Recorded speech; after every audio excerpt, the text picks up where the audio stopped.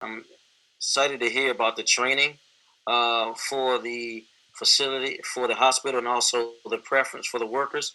Um, I guess one of the things I read in the contract was the workers were allowed at least 1 year in advance to organize as relates to union. Do you know when they will be hired in order to be able to organize prior to the hospital being built?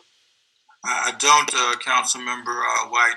I don't know exactly when they'll be hired, but there will be ample opportunity because the hospital is not slated to be finished for 4 years from now. You know, once we approve it and once the design is done and once they get started. So I think there will be absolutely ample opportunity for people to be able to, you know, once they're hired and they'll have plenty of opportunity to organize. I can't tell you a specific date though when that is. Okay, because I was concerned about how would they be able to organize if we don't know who's going to be working there, and so my chief of staff Wanda Locke and I did have a conversation with them, so we'll follow up to that particular question. Um, I am happy. I know this is a separate conversation that Howard University is building a new hospital, which will allow doctors of color to practice. We still want to push and ensure that we do have doctors of color here east of Anacostia River was primarily people of color on this side of the city. And I'm also was happy that I've seen during the uh, during the press release or the Zoom conference that the city administrator had, that noted there was going to be a trauma center at the hospital. I say there was a lot of pushback, even from me, for level 1, level 2 trauma center. But I think that those questions were asked and answered during that, and so the community, at some portion, feel at ease about that. So I want to thank you for that. Um, so I wanted to ask a question about the tower being taken out. During that negotiation, where would the additional beds then be to satisfy this agreement with the additional uh, beds for the hospital if the tower is gone? You say the tower is gone. You mean the what? The water tower? At, No, there was in the original contract. There was some subsequent beds that's supposed to be allocated by GW. They got a lot of pushback from the community and the ANCs to satisfy this deal. Do you know particularly how that was hashed out to make us where we are today? well, when the hospital will be built, it will include to begin 136 beds, but it will be built in such a way so that structurally, as the demand continues to increase over the years, it can be increased to 196 beds. So there will be a substantial additional number of beds that will be added. Uh, that the structure will be put in place right from the very beginning in order to be added.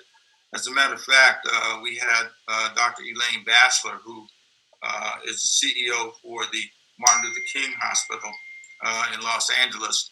It was some of the advice she gave us because we went out with my staff, Eric Goulet, and also with the head of the hospital association in the city.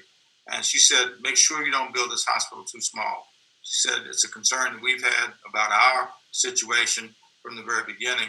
And it's one of the things that had a major influence on our the way the design will be done.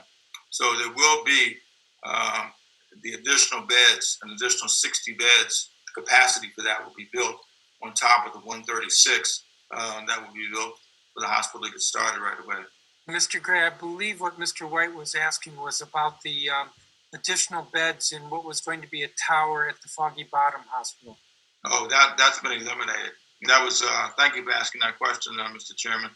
Um, I was trying to actually let people know where we were with that. There will be no additional tower included in this agreement, and there will be no CON exemptions that would allow another tower to be built. So if there ever were one to be built, the operator of the Foggy Bottom Hospital would have to go through a separate certificate of need process with SHIP. Are there other questions or other members with questions? Yeah, I have about 3 more seconds. Do you mean 3 seconds? No, I don't. I just said it to make it sound good. Go for it. Thank you, Councilmember Gray. As far we've also been inquiring about the specialty services. Yes. Do you have any insight yet on what those specialty services are going to be? Because we've been doing some research from my staff, trying to make suggestions based on the needs that we've been seeing other hospitals have to take on as a result of people from Ward 7 and 8 coming across the river, going to different hospitals. Do you have any opinions or thoughts on that? Well, there will be specialty services that will be included.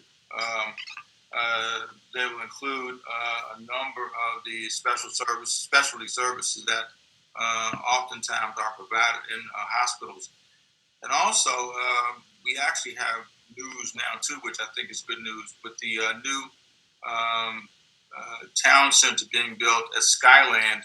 They're going to build a medical building there that will include 14, at least 14 or 15 additional specialty services that will include a host of services like obstetrical care, like kidney services, renal failure services, uh, general services, general surgery services, and a host of other services that will be provided. So we're going from having almost nothing, as you well know, Councilmember White, to having a panoply of specialty services that will be a part of the ambulatory pavilion that will be located as a part of the hospital, and then the additional medical building that will be built in the Skyland Town Center.